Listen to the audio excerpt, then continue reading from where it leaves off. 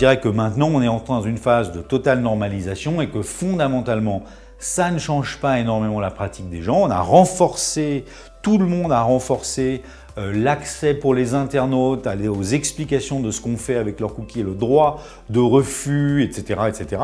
Donc les droits procurés aux citoyens, les nouveaux droits sont exerçables de façon plus facile et c'est une très bonne chose. Alors chez nous, Weborama, c'est beaucoup plus une différence de degré qu'une différence de nature. On était déjà complètement dans cette démarche-là depuis des années, je l'ai dit tout à l'heure, et en plus de ça, nos technologies sont depuis toujours privacy by design. On n'a jamais pu, dans les technos Weborama, mélanger des données personnelles, d'identité, des téléphones, des adresses, avec des données de cookies.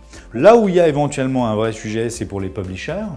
Il faut que les éditeurs continuent à pouvoir collecter les données de leurs lecteurs, parce qu'encore une fois, quand bien même l'année 2018 serait pour le moment une année difficile sur le premier semestre pour le monde des médias traditionnels en termes de revenus tirés du digital et en particulier de la data reste un élément fondamental de l'avenir de la transformation digitale des médias. Et pour cela, donc, ça veut dire des volumes de données importants, ça veut dire qu'il faut que des initiatives comme Gravity réussissent, pour que aujourd'hui les annonceurs puissent accéder à la fois à la qualité des contextes que proposent les médias traditionnels, à la sécurité des espaces, des univers dans lesquels vous êtes quand vous êtes par exemple sur le site du Monde ou sur le site des Échos, et à des volumes et à des performances qui sont, elles, procurées par la data. Et donc pour cela, il ne faut pas que le RGPD, finalement, vienne provoquer une décrue